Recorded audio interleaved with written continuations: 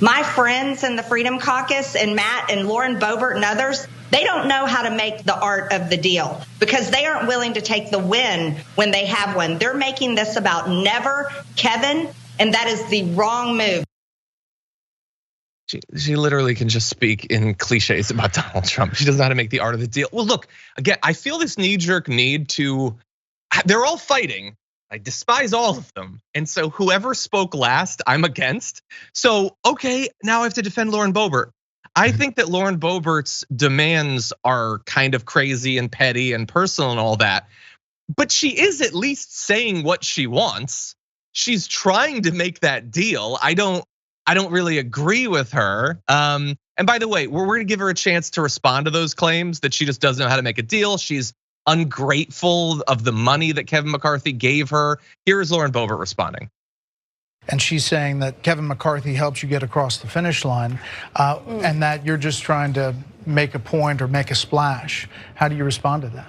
Well, there are laws in this building that prevent me from going too far into detail, but I can say that I did not receive any help in that election, and that was a very big deal.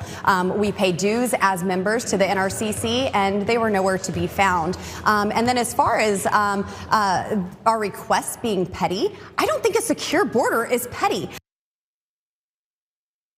Okay, I'm a little bit confused about the laws in the building that stopped me from going further. My initial reaction was, does she want to verbally threaten Marjorie Greene, but she's not allowed to? I don't think that's what she means.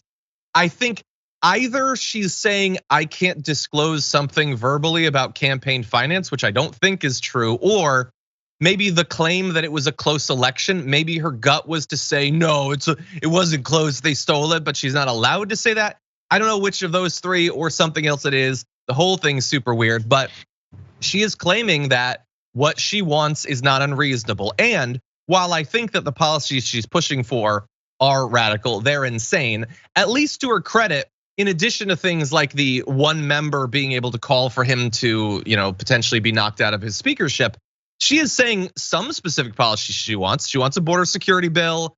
It was other crazy stuff. It was something about like one person being able to vote to lower the national debt. I don't know exactly how that would work, but she is at least trying to cloak the issue she has with Kevin McCarthy with a bit of policy. And so I'll give her credit for that. Jared, what do you think? Yeah, that's the question though. Like, as you hear these demands, as they give some of the things that they say they want Kevin McCarthy to do you guys think that Kevin McCarthy doesn't want to have another showboating border bill?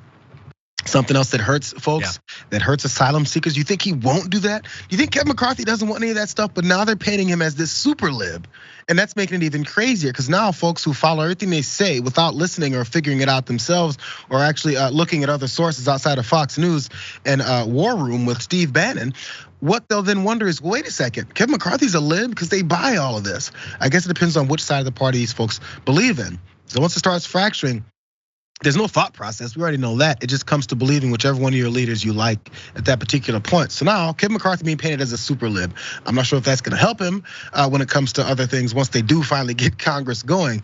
But that's just generally a bad look, by the way. And sorry, one more thing on Marjorie about the art of the deal in that book. Donald Trump doesn't know the art of the deal. Like they're pushing off of this guy as if he's some kind of a genius. Still, he lost. He's losing still right now. Yeah, no, if you want to learn the art of the deal, all you have to do is track down the person who wrote it. I don't know the dude's name. I don't think Donald Trump remembers the name of the author who actually wrote it, but he definitely doesn't. People are saying they're going to a fifth vote. I'm assuming that they will. I know the fourth is done. We have the final result. It was, I believe, Victoria Spartz is the Republican who voted present, had voted for McCarthy 3 times in a row, could conceivably vote for McCarthy again. We'll see. Check out the Damage Report podcast each day, wherever you get your podcasts, whether Pocket Casts or Stitcher or iTunes. You can join me as I give you the news and stories you want with a range of co-hosts and interview guests jumping in on the fun each day. Again, that's the Damage Report, wherever you get your podcasts. And if you get them at iTunes, don't forget to rate and review. Sometimes I'll read them live on the show.